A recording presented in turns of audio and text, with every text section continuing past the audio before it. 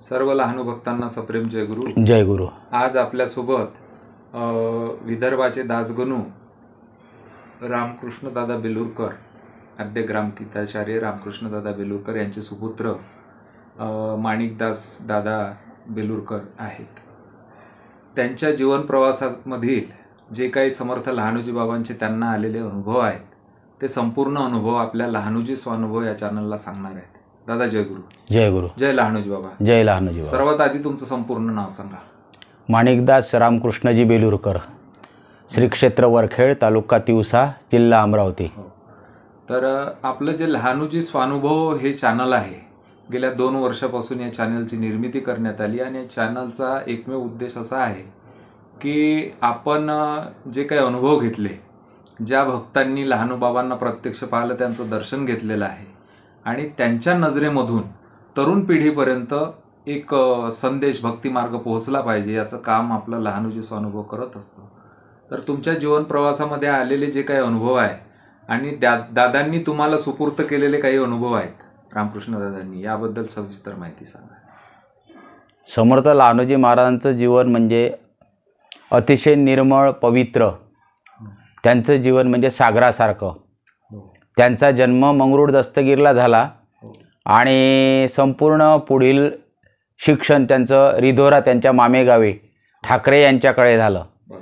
परंतु तिथे प्रथमतः मंगरूळ दस्तगीरला लहानपणीच त्यांचे वडील अभिमानजी भांडे हे निघून गेले आणि नंतर रिधोऱ्याला आल्यानंतर तिथची परिस्थिती बिकट, मामाकडची. तिथे त्यांना सर्वांना, भावंडांना, आईला, सर्वांना कामं करावं लागलं.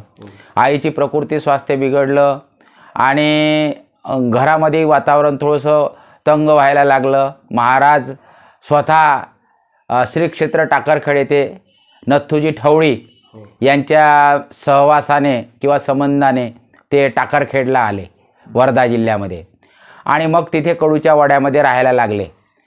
हा सर्व प्रसंग पूज्य श्री रामकृष्णजी दादा बेलूरकर महाराजांनी तो पूर्ण आपल्या जीवनचरित्रामध्ये प्रकट केलेला आहे. हा लहानूजी लीलामृतमध्ये प्रकट केलेला आहे. त्यांनी जे 6 ग्रंथ लिहिले, लहानूजी महाराज जीवन दर्शन, लहानूजी महाराज जीवन झाकी, लहानूजी महाराज गुरुप्रसाद भजनावली, लहानूजी महाराज भावपुष्पांजली आणि लहानूजी महाराजांचं त्यांनी लीलामृत, अशा प्रकारचे 6 ग्रंथ त्यांनी प्रकाशित केलेले आहे. हे जर 6 ग्रंथ प्रकाशित केले नसते तर आमच्यासारख्या तरुण मंडळीला कुठल्याही प्रकारची लहानूजी महाराजांची माहिती मिळाली नसती. लहानूजी महाराज कळले नसते. आज जे समाजामध्ये स्वामी विवेकानंद आहे, राजचंद तुकडोजी महाराज आहे, लहानूजी महाराज आहे, सत्यदेव बाबा आहे, संतांच्या याच्यामधले जेवढी काही नावं असेल किंवा जो आपला वारकरी संप्रदाय आहे, त्याच्यामध्ये जगद्गुरू तुकाराम महाराज, संत सेना महाराज, संत सावता महाराज, जगनाडे महाराज, त्याच्यानंतर माऊली ज्ञानेश्वर महाराज, यांच्या सर्वांचं चरित्र ज्या ज्या महिपतींनी लिहिलं, त्याच्यामुळं माऊली ज्ञानेश्वर महाराज किंवा तुकाराम महाराज समाजाला कळले. आणि तशाच प्रकारे हे जे काही विधेयी संत होऊन गेलेले आहे, 7 संत विधेयी संत झालेले आहे. त्याच्यामध्ये समर्थ सद्गुरू आडकोजी महाराज वरखेडचे, शेगावचे श्री संत गजानन महाराज, नागपूरचे श्री संत ताजुद्दीन महाराज, धामणगाव देवचे मुंगसाजी महाराज, जोडमोहाचे खटेश्वर महाराज, मोठे दादाजी मध्य प्रदेशमध्ये साईखेडा नावाचं गाव आहे, तिथले धुनीवाले महाराज, आणि आर्वीच्या संत मायबाई. तर यांचं जे संपूर्ण जीवनचरित्र आहे महाराजांनी, म्हणजेच आजच्या आधुनिक काळातील महान संत राष्ट्रसंत श्री तुकडोजी महाराजांनी एका भजनामध्येच संपूर्ण त्यांचं जीवन प्रकट केलेलं आहे. शिरडीत बंधू माझा म्हणे आडकोजी, दुजा भाऊ शेगावात नांदतो अजी, तिजा ताजुदीन अमुचा, मित्र जीव भावसाचा, मुंगसाजी बंधू चौथा अमुच्या भुजी, साई खेडचा ही दादा, अमुचाची बंधू राजा, खटेश्वराची ही माझी संगती गुजी, साई खेडचा ही दादा, अमुचाची बंधू राजा, खटेश्वराची ही माझी संगती गुजी, मायबाई माता अमुची, सर्वाभूती पान्ना पाजी, म्हणे दास तुकड्या याची भक्ती ना दुजी. आणि म्हणून आर्वीच्या संत मायबाई असं म्हटलेलं आहे, आरवी हे संतांचे माहेर, संतांचे माहेर आरवी म्हटलेलं आहे की वर्धा तीरावर संतांचे माहेर आरवी असे. आणि म्हणून संतांची जी मांदियाळी ती त्या आरवीतून उदयास आली. म्हणजे ज्ञानेश्वर माऊलीचा जो प्रसाद आहे तो डायरेक्ट आरवीच्या मायबाईला मिळाला आणि मायबाईचा प्रसाद परमहंस समर्थ सद्गुरू अडकोजी महाराजांना मिळाला. लहानोजी महाराज एक तरुण अवस्थेमध्ये जेव्हा ते टाकरखेडला आले, कडूच्या वाड्यात राहायला लागले, त्यावेळेस त्यांनी जी साधना केली आणि साधना करत असताना ते जे वर्धा नदीच्या तीरावरती पोहायला जायचे आणि तिथूनच नागे लोकांचं ठिकाण म्हणजे धामंत्री इतवारगीर महाराज त्या ठिकाणी राहायचे आणि त्यांचा जो सहवास त्यांना मिळाला आणि तिथून त्यांची जी भ्रमंती सुरू झाली आणि ते मग संताच्या देवाच्या शोधाला लागले. संपूर्ण भारत परिभ्रमण त्यांनी नागे लोकांसोबत केलं. इतवारगीर महाराजांच्या सहवासात राहून त्यांनी सहज त्यांना विचारलं, चलता काय बेटा? बोले कहा? तो बोले भारत घुमणे. तर महाराजांना तर ते हवंच होतं. अगदी कुठल्याही प्रकारचा पैसा वगैरे न लागता महाराज त्यांच्यासोबत जायला लागले आणि गेल्यानंतर सद्गुरू भेटला पाहिजे बॉय याच्या दिशेनं महाराज निघाले. परंतु महाराजांना कुठेही तशा प्रकारचा म्हणजे ज्याला काय म्हणतो तो गुरुप्रसाद मिळाला नाही. मग आजूबाजूचे लोक म्हणायला लागले, अरे लहानू तू इकडे तिकडे कशाला भटकतं, कशाला फिरतं? आपल्या इथंच तर जवळ 4-5 किलोमीटर अंतरावर वरखेड गाव आहे.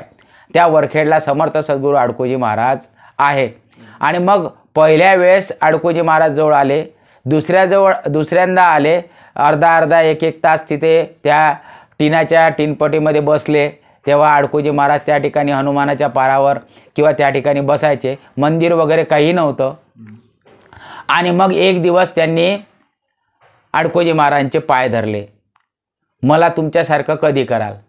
आणि तसाच त्यांनी अडकोजी महाराजांनी त्यांना त्या महापुरुषाने अवलिया अवस्थेत असलेल्या अडकोजी महाराजांनी त्यांना प्रसाद दिला की जा जिथं बसशील तिथं काशी होईल. आणि मग तो प्रसाद त्यांना लाभला आणि लाभल्यानंतर ते आपल्या टाकरखेडला त्यांचं टाकरखेडून वरखेडला जाणं येणं सुरू झालं. तो कालखंड जो आहे म्हणजे जसं उदाहरणार्थ 19व्या शतकामध्ये त्यांचा जन्म झाला आणि 20व्या शतकामध्ये 1971ला त्यांचं महासमाधी घेतली, निर्वाण झालं. तर 1930 साधारण परमपूज्य रामकृष्णजी दादांचा जन्म, तर 30 ते साधारण 71 म्हणजे असा सहवास 1930 सालापासून तर 71 सालापर्यंतचा सहवास दादांना लाभला.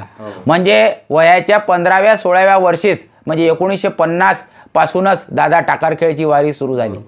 आणि मग दादांना तुकडोजी महाराजांनी सांगितलं की तू आमच्या मोजरीच्या इथल्या गावच्या भानगडीत पडू नको, इथूनच टाकरखेड गाव आहे. आणि त्यावेळेला वरखेडची संस्थान म्हणजे अडकोजी महाराज 1921ला गेले. 14 नोव्हेंबर 1921ला समाधिस्थ झाले. आणि ते समाधिस्थ झाल्यानंतर त्यांच्या समाधीची पूजा पाठ विधी यांचे काका महादेवरावजी बेलूरकर हे करायचे. आणि त्यांनी तेव्हापासून ती व्यवस्था पाहिली. जिवंतपणी त्यांनी सेवा केली. मोतीरामजी बेलूरकर, रामचंद्रजी बेलूरकर, आमचे महादेवरावजी बेलूरकर यांनी अडकोजी महाराजांची सेवा केली. आणि दौलतराव बेलूरकर हे लहानोजी महाराजांच्या सेवेत होते. ते शेषरावजी बोके आणि ते दोघंही जण नेहमी लहानोजी महाराज शोध घेण्यासाठी तेच दोघं जण गेले होते. दौलतरावजी बेलूरकर आणि शेषरावजी बोके हे दोघं जण स्वस्ती वाडेगाव संग्रामपूर तालुक्याजवळ म्हणजे अकोला जिल्ह्यामध्ये ते दोघंही जण गेले आणि त्यांनी तिथं त्यांचा शोध लावला. तर झालं काय की अडकोजी महाराजांनी हा आशीर्वाद दिल्यानंतर आणि तुकडोजी महाराजांनी दादांना सांगितल्यानंतर की जा बा हे गाव टाकलेलं गाव आहे,